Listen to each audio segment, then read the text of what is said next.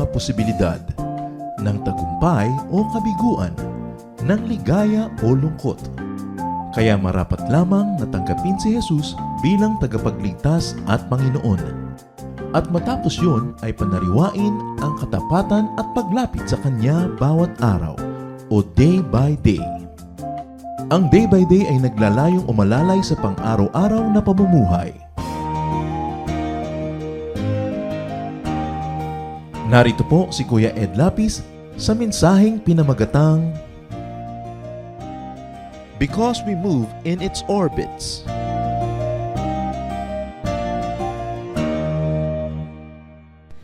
Life is short, but it's always long enough to accomplish what God had planned for each person. Kadalasan ang buhay nagmumukhang sobrang haba kung walang laman at nakakabagot.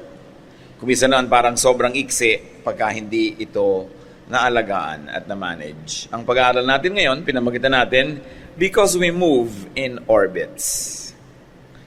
Dahil tayo ay kumikilos sa nakatakdang mga landas ng buhay, meron tayong dapat mga matutunan. Because we move in orbits.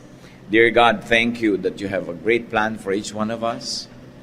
We thank you, Lord, that you love us and you want us to live life to the fullest. Forgive us, Lord, when we squander time and life. And now as we come to you, Lord, we ask you to cleanse us from all our sins. Forgive us our iniquities. Make us whole and clean. Enable us to see your face, hear your voice, touch your hand, and to follow in your footsteps. Gawin niyo po kaming karapat-dapat, Panginoon, na tumanggap ng pagpapala niyo ngayon. Punuin niyo po ang mga kulang sa aming buhay. Palakasin niyo po ang mga kahinaan, papagliwanagin niyo ang aming mga kadiliman, ituwid niyo ang mga kalikuan namin. At nawa ang buhay na inyong pinagkakaloob, maipamuhay namin sa paraang kalugod-lugod sa inyo at kapakipakinabang sa amin at sa aming kapwa. Be our speaker, Father. Use your servant only as your instrument, but be the voice that we like to listen to. Speak to your people, correct us, Lord, rebuke us, heal us, change us, empower us. In the name of Jesus, your Son, our Lord, our teacher, our Savior, we pray. Orbit is defined by the website Online Dictionary as the path described by one celestial body in its revolution about another. In other words, it's a particular movement of heavenly bodies. Nakatakda at hindi na pwedeng palitan at talagang may tinutungo. Applied to life, an orbit could mean a particular movement or walk of life. For us today, we will define orbit as path of circular motion following a center, like the universe, the sun. And this center brings us close to, alongside, and away from places, things, and people. At yan po ang buhay natin, may tinatahak na landas na animo ay mga orbits. We move like the Earth's orbit around the sun. And of course, it's best, and it must be, that God is the center of our universe, the center of our orbit. Now, this so-called center of life could be what many people call, rightly or wrongly, destiny. It could be a stage in life that you revolve around it. Like when you're a student, you revolve around assignments and homeworks and grades. And when you're in love, you revolve around the object of your romantic emotions. When you are developing a career, you move around a certain goal. So it could be a stage in life. This center could be needs or activities or career. It could also be consciousness or values or aspirations. What you subscribe to, what you believe in, what you like to live for, at least at the moment. The center of that orbit of our life could be that which moves and directs us. Ngayon pa lang, maaga-aga na, sino po ang center ng buhay nyo? Ano ang orbit natin at saan tayo umiinog? What or who is the center of your orbit around which you live and survive and would like to spend the rest of your time? One important thing to remember is that we move in orbits of time. May mga orbits of time. Sometimes it's an orbit of infancy or childhood, youth, or adulthood. Sometimes it's the orbit of seconds and minutes, hours, days, weeks, months, seasons, years. But there's a time for specific activities. As the Bible says in Ecclesiastes 3, 1-8, everything on earth has its own time and its own season. There is a time for birth and death, planting and reaping, for killing and healing, destroying and building, for crying and laughing, weeping and dancing, for throwing stones and gathering stones, embracing and parting. There is a time for finding and losing, keeping and giving, for tearing and sowing, listening and speaking. There's also a time for love and hate, for war and peace. May panahon. Kaya yung orbit na sinusundan natin sa Earth, may panahon ng mga seasons. Sa 4-season countries and places, may panahon ng winter, merong autumn, merong spring, may summer. Dahil nandun yung planeta sa orbit na yun, sa lugar na yun. Time keeps moving. And many adults begin to see and even mourn this, especially those who are above 50. Naisip-isip po na, ang bilis ng panahon, gabi na naman, hapon na naman, umaga na naman. Bakit naisip mabilis ang panahon? Kasi parang malapit nang lumubog ang iyong araw sa buhay. Parang malapit ka nang dumating sa end of this earthly life. While many people will rejoice meeting their Creator, many people have anxieties, and some people would like to extend their earthly lives. Kaya si Salvador Dali, isang kilalang pintor, nagpinta siya nito mga orasan, clocks, watches, that melt, that are distorted, that people are trying to stop from moving. But no matter what you do with your clocks or your watches, time will march forward. Hindi napipigil ang pagtakbo ng panahon. Kaya yung, ay, Lunes na naman, ay, Pasko na naman, pabilis ng pabilis. Ang mga bata hindi yan naiisip Kasi gusto nga nilang dumaan pa ang maraming Pasko, marami pang mga panahon, kasi meron pa silang gusto ma-achieve. Meron silang gustong ma-accomplish. Pero yung mga accomplished na, lalo ko nag-e-enjoy na sa buhay sa na-accomplish nila, kulang na lang napigilin mo ang mga kamay ng orasan para humaba pa at lumawig ang iyong buhay, that you enjoy your life. So the perspective of youth about time is different from the perspective of those who are adults. Young people would like to hurry time up, and adults would like at least to extend their lives or to slow down the passage of time. Ecclesiastes 1:5, the sun comes up, the sun goes down, it hurries right back to where it started from. Walang nakakapigil ng pagdaan ng oras. In such orbits of time, our path or orbit brings us close to, alongside, and away from places, things, and people. It's a fact of life.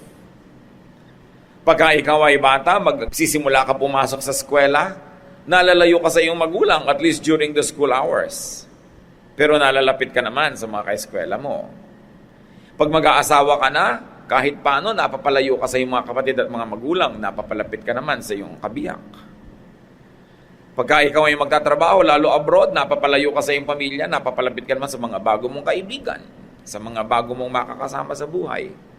Every time that there's movement of time, we are drawn closer or taken away from people that we value.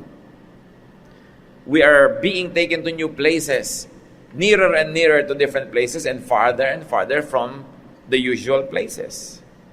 So our life orbits are all about time sharing.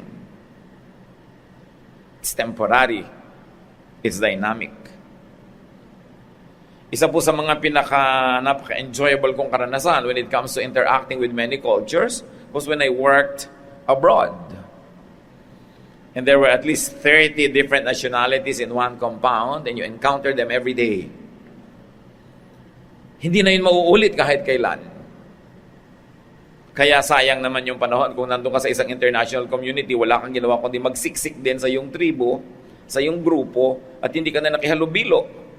Kasi uuwi ka rin, kasama mo pa rin yung mga dati mong katribo, hindi mo na makakasama uli yung mga nagkita-kita lang kayo sa isang lugar dahil pinagtagpo-tagpo kayo doon ng inyong mga kapalaran.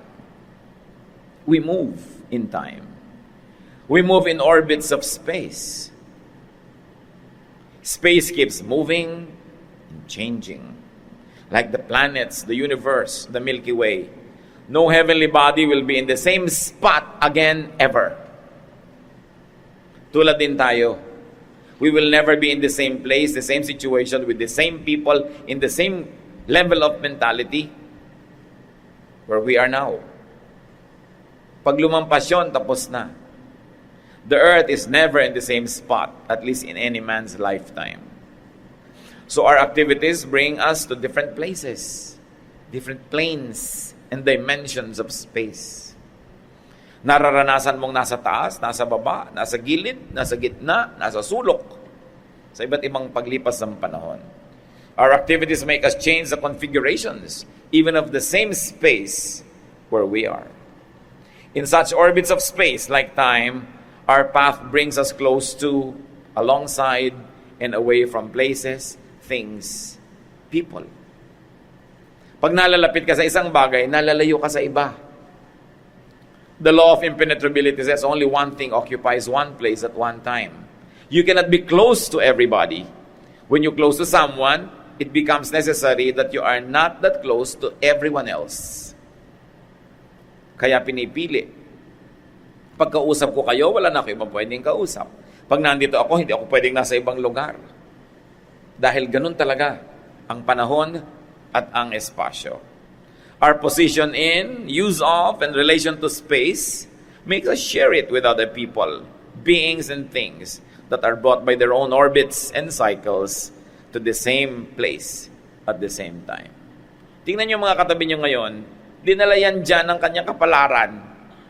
Pero yung consciousness mo last week, last year, yung health mo ngayon, next week, kahit magkatabi-tabi kayo pa ulit-ulit, hindi laging pareho.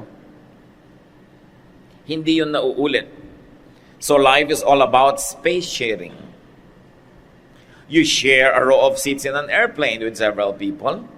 You share a row of apartments with several residents for a while. You share space. Sometimes it's about sharing the same space and things with others who come even at a later time. Ano yun? Yung mga namamana. Ecclesiastes 1:4, people come and people go, but still the world never changes. So yung lugar mo ngayon, i-occupy ng iba. Yung bahay na tinitirhan mo ngayon, iba yung nakatira noon. Ecclesiastes 2:18-20, sabi ni Solomon, suddenly I realized that others would someday get everything I had worked for so hard. Then I started hating it all. Who knows if those people will be sensible or stupid? Either way, they will own everything I have earned by hard work and wisdom. It does not make sense. I thought about all my hard work, and I felt depressed. You know why he was depressed? Because Solomon accumulated so much through hard work, and yet he knew that he would die and could not take everything with him to the grave. And so he will have to yield all of those to someone who might not even take care of what he worked for. But why did he feel bad? Because he wanted to control the space and the things he had, even when he is in another dimension already. Yung mga kinontrol mo ngayon, pag nagsumakabilang buhay ka na, gusto mo pa rin makontrol, gusto mo pa rin ikaw ang magbaniobra nun, ilulungkot ka nga. What's the secret in life? Don't feel bad. Yield time, space, and things to changing courses of your orbit. We never own anything. We were born with nothing, and we leave this world with nothing. Everything that we have, all the stages of intellectual growth that we enjoy, are just but fleeting moments. Avoid pain. Do not get too attached to things, to places, to seasons, even to people. We love, but don't get too attached. Colossians 3:2, think about what is up there, not about what is here on earth. Think of things that are above, not of the things that are below, because everything that is below is fleeting, temporary, borrowed. You will have to yield that. Pag sobra mong gustong hawakan, nakukulong ka. Parang yung mga ibang tao sa South Pacific, How do they catch monkeys? Kumukuha po sila ng mga nyog, at yung nyog may butas. Doon sa loob ng nyog, naglalagay sila ng makinis na bato. Itong unggoy, masisilip niya yung nyog na nakakabit sa kung saang contraption. Hindi niya kayang dalhin yung nyog. Sisilipin niya yung bato sa loob. Magagandahan siya. Ipapasok niya ang kanyang daliri sa maliit na butas, hahawakan niya ngayon yung bato at gusto niyang dalhin. Pero dahil hawak niya yung bato, lumalaki yung kamao niya, hindi niya kayang ilabas dahil maliit lang yung butas. Pwede lang niyang ilabas ang kamay niya. Pag bibitawan niya yung bato, mailalabas niya ulit yung kamay niya. Ganun tayo sa buhay, mga kapatid. Kung minsan nakukulong ka dahil ayaw mong bumitaw. Dapat marunong kang bumitaw. By holding on to something very dear and close to us, we become slaves, we get imprisoned. We get caught up in the webs of life. So space and one's place in it are temporary and dynamic. We move in orbits of consciousness. So time, place, consciousness. The mind keeps changing. That's what many collectors realize. There's a time in your life when you like to collect bells or elephants or flowers or whatever. Then there comes a time in your life where you're not interested anymore. And you're looking for someone to give it to. Nag-iba na kasing isip mo. Nag-iiba-iba tayo ng isip. Kung minsan in love ka, hibang na hibang ka, lagnat na lagnat ka sa isang tao at gandang-ganda ka. Pag na-realize mo na ngayon, hindi pala ganun kagandahan naman, hindi naman pala ganun talaga ka-interesting, naiiba na yung utak mo. Cycles of thinking. Kung minsan gusto mo ang isang bagay, mamaya ayaw mo na. Naniniwala ka sa ganun, mamaya hindi na masyado. Mamaya may iba ka na ng paniniwala. In fact, life is all about changing our mind. And the development of the human being is all about changing the way he thinks. Romans 12:2, but let God change the way you think. That we are changed from glory to glory by changing the patterns of our thoughts. Ecclesiastes 7:25, so I decided to learn everything I could and become wise enough to discover what life is all about. But the moment that you have become wise, you realize that there is so much more that you are not informed about. Only the truly wise realize that they are ignorant, because the truly ignorant think they are wise. But the truly wise realize that there is so much more to know, that what we know is little and what we do not know is immense. We keep changing the way we think. 1 Corinthians 13:11, when we were children, we thought and reasoned as children do. But when we grew up, we quit our childish ways. And by then you think you're an adult. But give yourself 10 or 20 years more, and you will realize that though you were 20 or 30, you were still a child. Because room for learning is the biggest room in the world. So what is life about? It's about sharing thoughts, mindsets, worldviews, in changing configurations. What are we talking about here, my brothers and sisters? You cannot share anyone's life without sharing that person's thoughts. And people keep changing their thoughts. That's why you begin sometimes as lovers, as sweethearts, and after 15 or 20 years of marriage, you begin to fall apart and grow apart from each other because the way you think begin to separate directions. Nagkakahiwalay ang pag-iisip. To continue sharing your loved one's thoughts, if you like to do that, grow together. Grow in the same direction, grow at the same speed, especially in matters of faith. Kaya mahalaga yung unity of the mind. Pagka ang isip ang nagkakaisa, walang makapaghiwalay sa inyo. Kahit espasyo, kahit panahon. Pero kahit magkasiping kayo magkatabi sa isang kwarto, pag magkaiba na kayo ng takbo ng utak, artificial na ang inyong unity. Bakit pinag-uusapan natin ang mga bagay na ito, mga kapatid? Why are we talking about our lives being lived in orbits? Because spirituality, Christianity, is all about living life to the fullest. The Lord Jesus said in John 10:10, I came that you might have life and have it abundantly, have it fully. How does one live fully? Because we move in orbits, make the most of shared time. Colossians 4:5, always make good use of the time. Pag may kasama kayo ngayon, mga kapatid, enjoy na. Enjoyin nyo yung pagsasama ninyo. Kung kayo ay nasa maginaw na klima, enjoyin nyo yung ginaw. Huwag kayong magreklamo. Pag nasa mainit kayong klima, enjoyin nyo yung init. Huwag kayong magreklamo. Kasi yung panahon na yon, maiiba at maiiba. Kung sino ang kasama ninyo, sometimes you join a group tour and there are 10 other people there who are companions from hell. No? Ang hirap-hirap ng group tour, yung mga laging late yung isa, kakainis kumisan. But you will never be in the same bus again ever in your life. So learn to enjoy that shared time. You have a choice to feel miserable, unhappy. But why will you do that? The time will never come again. Kung sino yung kasama mo, ano yung ginagawa mo sa oras na yon, ano yung panahon ng kasalan, magsaya ka. Panahon ng libing, dito ka maglungkot. Hindi pinagbabalik-baligtad. Kasi yung panahon hindi bumabalik. Always make the most of shared time. Lalo sa mag-asawa, hindi nyo naman alam kung sinong unang gagraduate. Hindi nyo alam kung sinong unang kukunahin ang Panginoon. Kung kailan wala na, tsaka nyo mamimiss. Habang nandyan, share everything. Enjoy to the most. Pag nagkahiwalay kayo, ganun talaga buhay.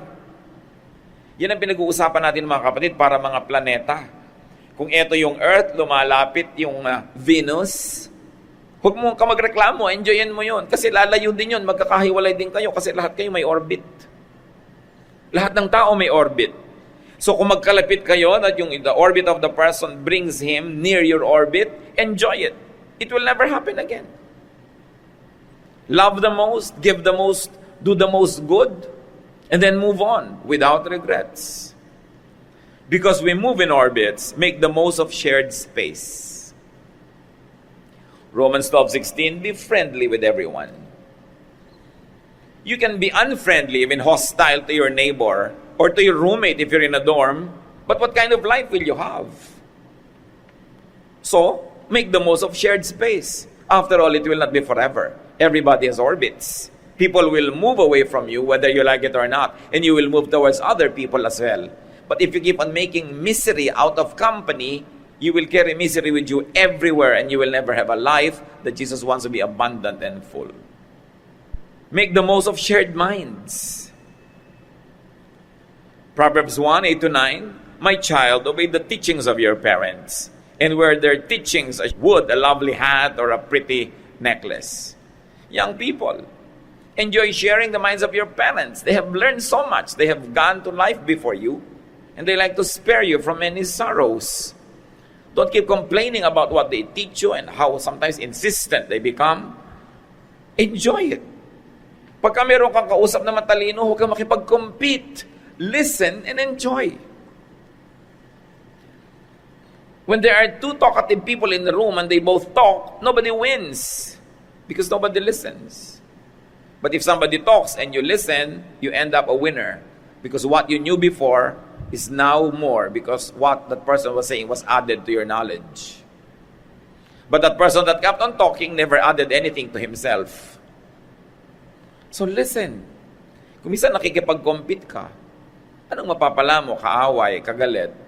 Minsan alam mo yung anak ko second honor, ang anak ko nga first honor. O ano ngayon ang hinahanap mo? Away? Hayaan mo lang siya, appreciatein mo lang.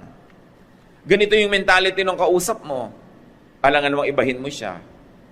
Amo ka, ang yaman-yaman mo, ang dami mo nang nalaman sa buhay, meron ka empleyado, inahanap mo sa kanya yung talino mo. Kung ganun kayo, di siya katalino, di dapat hindi ka mo na siya tauhan. So, kung ano yung mentality niya, enjoyin mo. Huwag mong i-impose yung mentality mo on others. Do not impose your values and mentality on other people. But try to enjoy what they have between their two ears. That will be an added blessing to you. Do not always impose your systems. Look at other people's systems. You are not in Russia, and yet that country works and runs well. It means that you don't need to save the world all the time. You don't have to change everybody. Different ways, different customs are like that because they work in that time or space. Dapat naiintindihan natin yon. When somebody has a new idea, do not reject it immediately. Give that idea a day in court. Like Paul's idea about Jesus was very strange to the Greeks. Acts 17, 19 to 20. They brought Paul before a council called the Areopagus and said, "Tell us what your new teaching is all about. We have heard you say some strange things, and we want to know what you mean." Ganun ang natututo. Hindi ko naintindihan ang pinagsasasabi ng taong yan. Pakinggan nga natin. Ganon. Hindi yung, ayaw ko nang pakinggan kasi hindi ko maintindihan. Shared minds. At any given time, we are growing in our mind. And no two people grow at the same time. So somebody knows something you don't. Somebody understands something that you probably don't. Enjoy it. Relish the good that is shared. Kasi, lilipas agad. Yung mga bata sa pamilya nyo na isip bata, kasi bata, gusto nyo agad mag-mature, enjoy the childhood of your children because they will not be children for long. Hindi ka na laging parang punong inaakyat niya at gustong yakapin.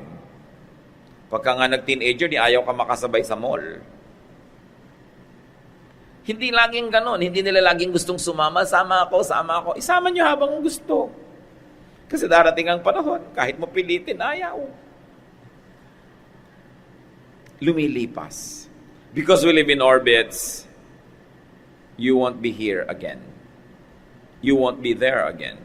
So maximize enjoyment, maximize goodness, and doing good.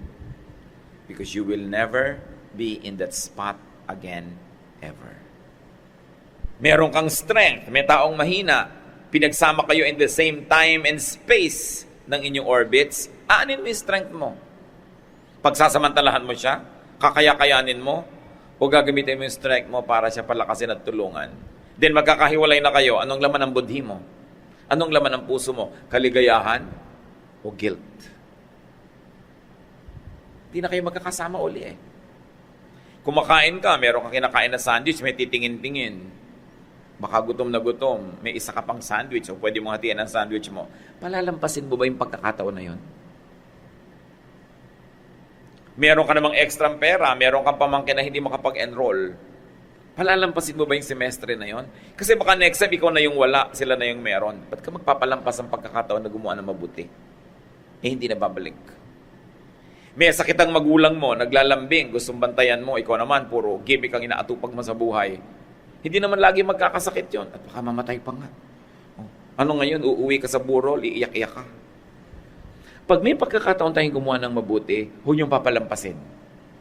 Lalo't kayo yung magbibigay, kayo yung malakas, kayo yung may kapangyarihan, sayang pag pinalampas. If there's any opportunity to do good, don't let it pass. It may not come again. Pinagsasama-sama tayo ng kapalaran, pinagtatagpo-tagpo tayo ng iba't ibang tao, iba't ibang uri ang utak sa iisang lugar, sa iisang panahon, dahil merong purpose. So you ask, ano ang purpose ko ngayon dito? Anong katuturan ko? Ba't ako nandito ngayon? Ba't nailagay ako ng Diyos sa oras na ito, sa lugar na ito, ng mga kasama ko, itong mga ito? Ano ang mission ko sa buhay? O anong gusto ko missionin sa buhay? Walang aksidente. Ang Diyos ang nagpapaandar ng lahat ng mga planeta. Pinagtatapat-tapat. Nakita ninyo yung crescent moon, yung bagong buwan, pag tumapat yung bituin, Ramadan sa mga Muslim.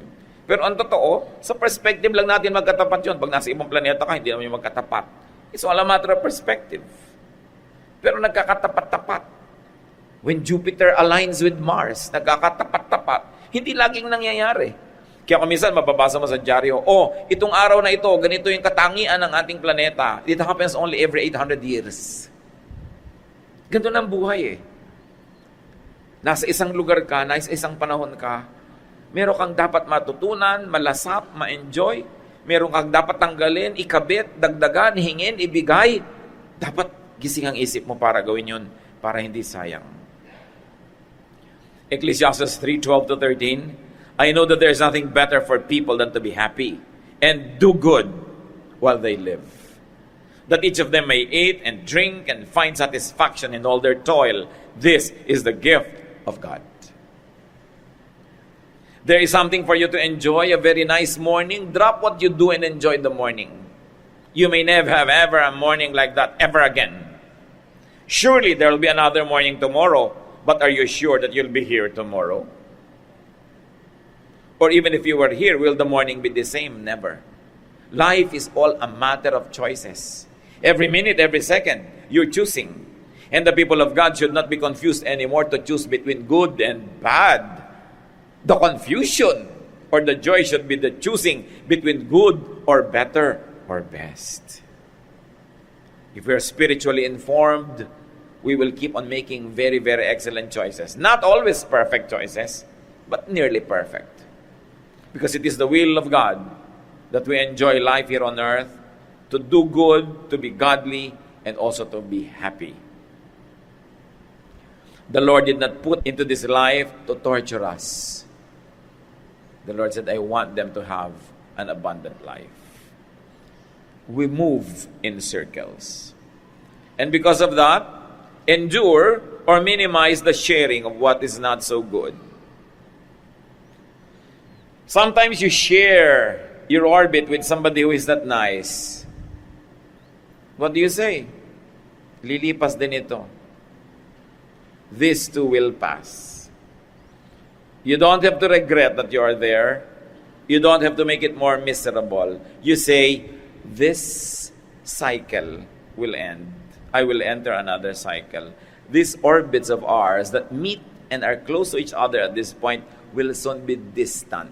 This too will pass. I'm going to endure this with maximum dignity, and I'm going to minimize its negative effects on me because this too will pass. Lilipas din. May nakaaway ka sa traffic, binaril mo. Nakulong ka na habang buhay. Hindi nag-pass yung moment. Pinahaba mo dahil mali ang ginawa mong reaksyon. Merong isang taong nangaaway, natapakan ka, nakipag-away ka, nakipagsaksakan ka, pareho kayo natanggalan ng baga. Nakulong ka dun sa unpleasantness kasi pangit yung reaction mo. So, this is unpleasant, but this too will pass. I'll let it pass. In a few moments, in a few seconds, the body chemistry of this monster will change. Or maybe my chemistry will change. I will not entrap myself in this ugly moment by doing something wrong. Cycles, orbits. So in this life, my brothers and sisters, minimize conflicts. You're having a vacation with your in-laws. It's only for 1 week. For heaven's sake, minimize conflicts. It will pass. Don't make lifelong enemies just because you are there for 2 days. Minimize contact with the unpleasant, if you could. Minimize damages of discord. Di naman magtatagal lalampas din. 2 Timothy 2:16, keep away from worthless and useless talk. It only leads people farther away from God. Titus 3:9-10, but don't have anything to do with stupid arguments. And stay away from disagreements and quarrels. Such arguments are useless and senseless. Warm troublemakers once or twice, then don't have anything else to do with them. Umiwas ka. May taong war freak, may taong mapang-away, may taong violent, umiwas ka. You're driving, somebody's always cutting you, somebody's driving so terribly, umiwas ka. Avoid. Don't race the driver. No, don't blow your horn and bring your face out the window at makipag-away ka pa. Dahil lalampas din yun. Palampasin mo. Sabi sa Desiderata, as far as possible without surrender, be on good terms with all persons. Speak your truth quietly and clearly, and listen to others. Even the dull and ignorant, they too have their story. Avoid loud and aggressive persons. They are vexations to the spirit. So remember to speak your truth quietly and clearly. Many people would like to shout out their truth into everyone's ears, that nobody would like to listen. And listen to others. Even the dull and ignorant also have their story. Then nakikinabang ka. Because we live in orbits, enjoy the ride. You can make a big deal out of every little imperfection and make your life miserable and everybody else around you. But that's a choice. You can choose otherwise. Accept and prepare for changes. The person whose orbit you share with right now may not be there tomorrow because his orbit will take him elsewhere. So tomorrow, don't be possessed by regrets by squandering today when the person is here. Huwag niyong sayangin. May mga mag-asawa, marino yung lalaki, 10 buwan sa dagat, 2 buwan lang dito sa Kate, nag-aaway pa araw-araw. Tapos pag nasa dagat ulit, miss you papa, miss you papa. Pag nandito ang pangayan, sayang. Sayang. Accept and prepare for changes. We grieve when somebody we love dies or goes away. But people die. It's a fact of life. Minimize its pain by maximizing the joy of sharing the life while the life is lived on earth. Nakakalungkot pag may nawawala sa buhay natin, pero kontian nyo yung lungkot sa pamamagitan ng pagpapalawak ng ligaya habang magkasalo kayo sa buhay. Wala tayong pwedeng kasalo forever.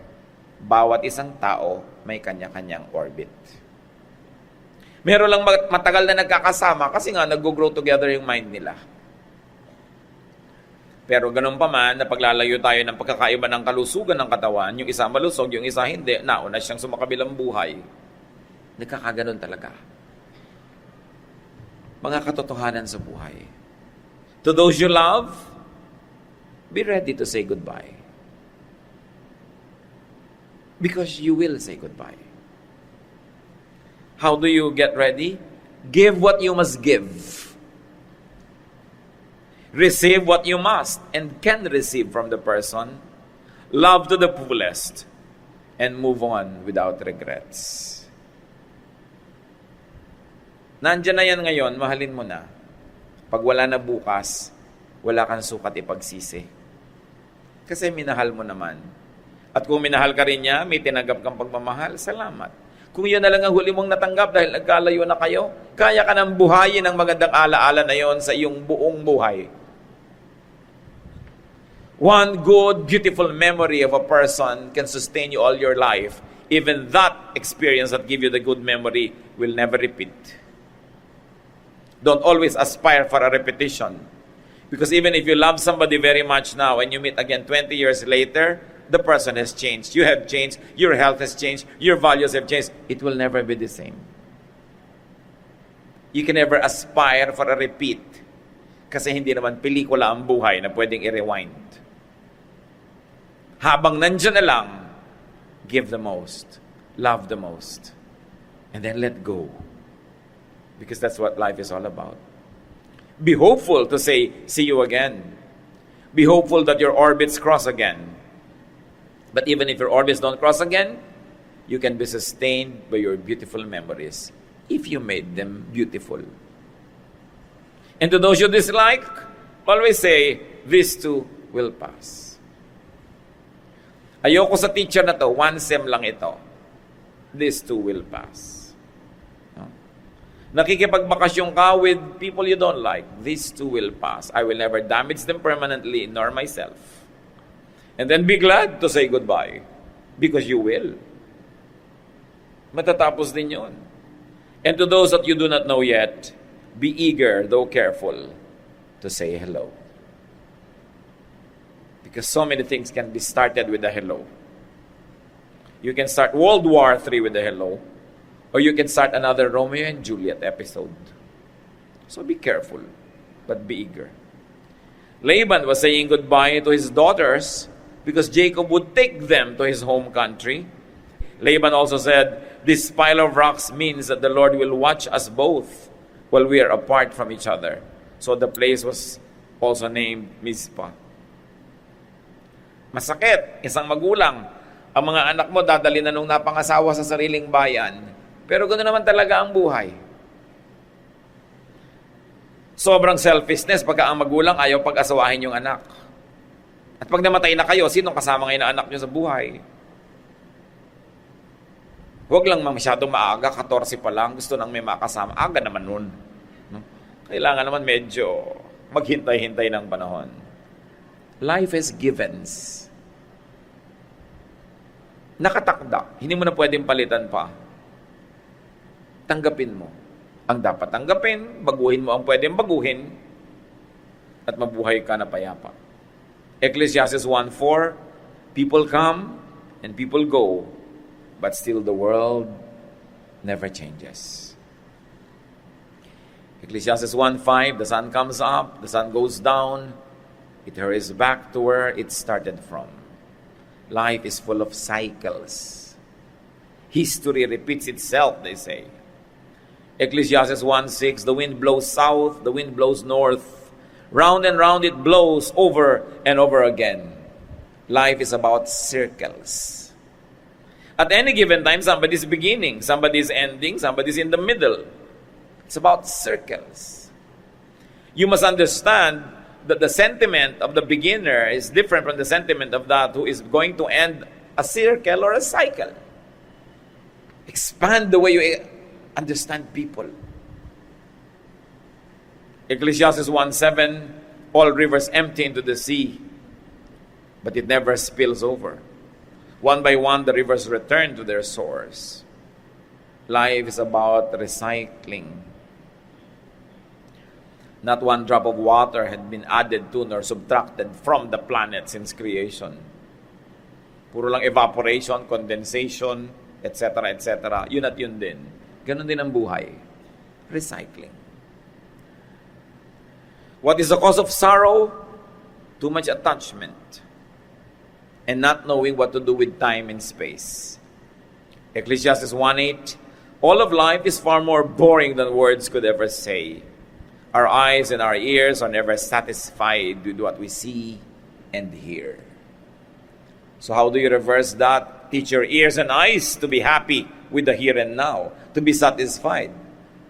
Percy B.C. Shelley says, we look before and after and pine for what is not. Therefore, our serious laughter with some pain is fraught. Our sweetest songs are those that tell of saddest thought. Pag ang lagi mong hinahanap, yung wala, at yung nandyan, binabaliwala mo, hindi ka na sasaya. Dapat yung nandyan, appreciatein, yung wala, limutin muna kahit sumandali. Hindi yun unfaithfulness. Lagi mong naaalala, nalulungkot ka naman, gumawa ka ng paraan para malimot mo kahit sandali. At pag nandyan na, tsaka mo nalang uli alalanin. Kaya sabi ng isang tula, better by far you should forget and smile than that you should remember and be sad. Kung may nagmamahal sa inyo, huwag niyong laging hanapin na mamiss kayo. Dahil kawawa naman siya, biruin niyo na mamiss kayo. So kung medyo nalilimot-limot kayo, mahal niyo siya, dapat na rin kayong sumaya. Dahil at least yung hapdi, yung kirot, ay bumababaw. Huwag tayong maging selfish na lagi nating umiikot ang mundo sa atin, lagi tayong naaalala, laging tayong hindi makakain pag naiisip tayo. Diba? Di na makatulog, di na makakain. Tagyawat sa ilong yun. Pati na sa pisngi. Ganun ba dapat ang gusto mo pag may minamahal ka? Di ba ang gusto mo maging independent siya? Para wala ka at nandyan ka, mabuhay siya. Mga magulang, pag naputol na ang pusod ng bata, mula sa sinapupunan ng ina, nagsimula na yung pagiging independent. Dapat natin siyang tulungan na makatayo mag-isa na hindi lagi nakaasa sa atin. Kasi hindi naman tayo lagi nandyan. So one of the best gifts that we can give to our children is to teach them to live their cycles and their paths and their orbits. Kahit hindi tayo kasali. Kesa lagi tayo nakasali pero nakasandal sila tumaasa. There's always a parting, a letting go in life. And those that hold on too much and too tightly and too long are the ones who suffer. And you make everyone else around you suffer as well. The joy and the peace of life is in letting go. To enjoy it while it's here and to let go when it has to go away. Ecclesiastes 1:9, everything that happens has happened before. Nothing is new. Nothing under the sun. So learn from the patterns. Don't reinvent the wheel. Young people, learn from your parents. Learn from the experiences of the generations ahead of us and who went before us. Because things just keep repeating. Ecclesiastes 1:10, someone might say, here is something new. But it happened long before we were born. Paulit-ulit lang ang lahat, tulad ng fashion. Ecclesiastes 1:11, no one who lived in the past is remembered anymore. And everyone yet to be born will be forgotten too. So do not aspire for remembrance or legacy to the point of not living a full life, to the point of being unkind to others, just so that you will be remembered, you'll be great, because nobody will remember beyond 3 generations. Yung mga photo albums natin, kung uso pa yon, papahalaga lang no, kayo. Siguro, yung mga anak nyo, pagka kayo sumakabilang buhay, pahalagahan nyo ng konti. Mga apo nyo, naku, ano yung mga album nyo? Diba? May iba na silang halaga, may iba ng buhay. So huwag ka nang, gusto mo pa na wala ka na, pinapahalagahan ka pa. Ang mahalaga habang nandito ka, mahalaga ka sa iba, mahalaga yung iba sa'yo, nagmamahalan kayo. At kung wala ka na, di wala ka na, graduate. Pero kung minsan sa kahalagahan sa iyo no magiging darating pa ng mga impression sa iyo, hindi ka tuloy na buhay ng totoo sa sarili ngayon, hindi ka na nakakain ng gusto mo, hindi mo nagawa yung gusto mong gawin dahil wala ka iniisip kundi image, legacy, tapos namatay ka na, yung buhay mo unlived.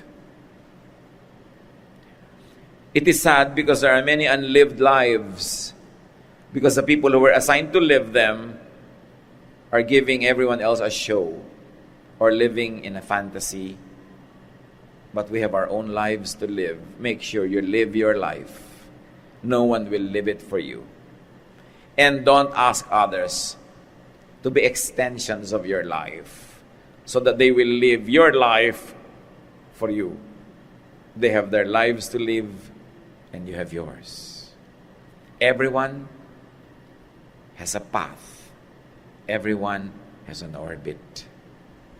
It is unkind to derail other people from their own orbits because you want them to be under your shadow. It is unkind to dominate people, to dictate upon them. They have their own orbits and you have yours. Do not contend with the orbits of life. You will never win. You will only be miserable and you'll be unhappy. One high meaning of religion and worship is to live life to the fullest. Worship of God is not always about a formal activity that ends in time and begins in time and has certain elements. But to live life to the most, that is high religion. Because life is from God. Get the most, give the most, and keep moving without regrets. Philippians 3:13, my friends, I don't feel that I have already arrived, but I forget what is behind and I struggle for what is ahead.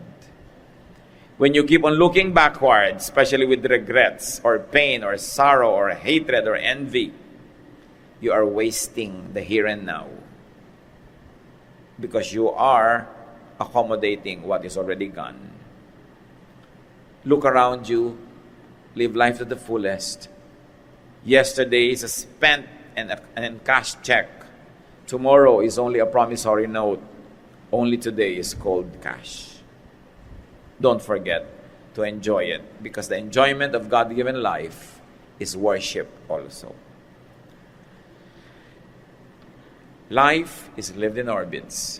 Do not waste time, space, and stages. The Lord said, I came that you might have life and have it to the full. Ama naming Diyos, salamat dahil mahal niyo kami. Salamat dahil may plano kayo para sa amin. Salamat dahil may mga itinakda kayong dapat maganap. May tamang panahon ng pagsilang namin at paglipat sa kabilang buhay. Turuan mo kami, Panginoon, na huwag mag-aksaya ng oras. At huwag din kami mag-aksaya ng oras ng iba. We thank you, Lord, for the gift of life. Teach us to value time and space, to value what is here now, and teach us also to respect other people's lives, that we do not needlessly impose on them and derail them from their calling. Lord, we thank you. Help us to realize all these lofty ideals and beautiful truths so that we may live life to the fullest. And when this life ends, we will be glad to meet you face to face. Magbulay-bulay tayo mga kapatid sa ilang saglit ng katahimikan.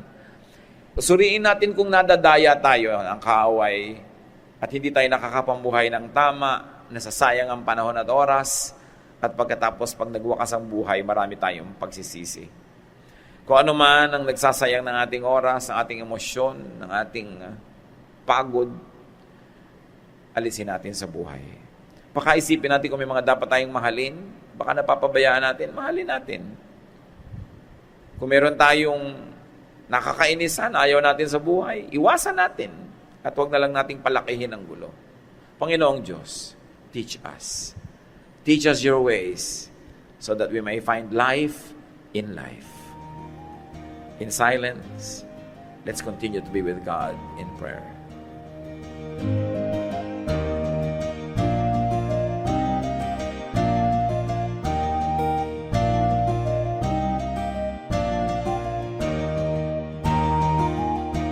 Ang katatapos pong mensahe ni Kuya Ed Lapid ay pinamagatang Because we move in its orbits.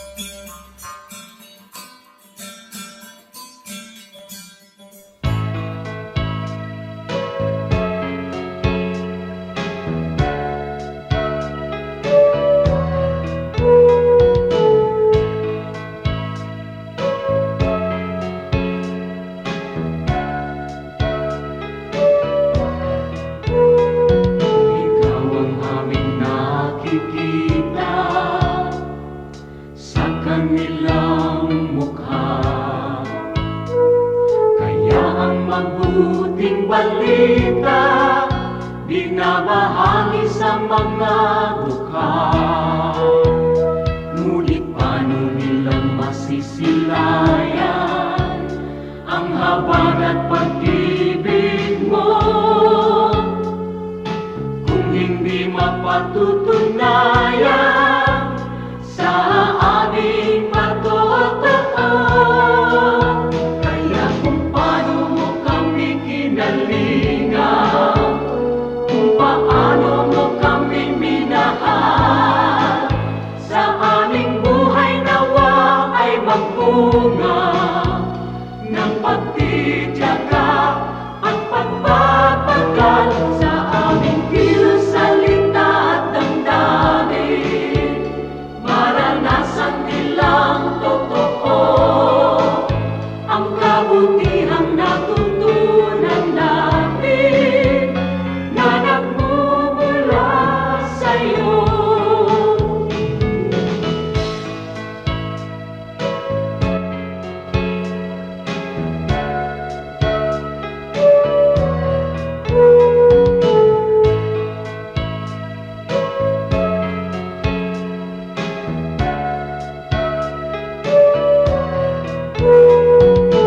Kung ang tao at ang lipunan ay laging makasarili,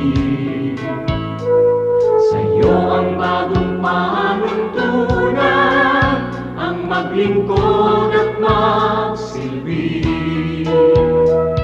Ang aming pananampalataya patuloy mong palaguin, at sa iyong dakilang biyaya di ka namin bibiguin. Kaya kung paano mo kami kinalingan, kung paano mo kami minahal, sa aming buhay nawa ay magbunga ng pagtitiyaga at pagpapagal sa aming kilos, salita at damdamin. Maranasan nilang totoo ang kabutihang natutunan namin na nagmumula sa'yo. Ang kabutihang natutunan namin na nagmumula sa'yo.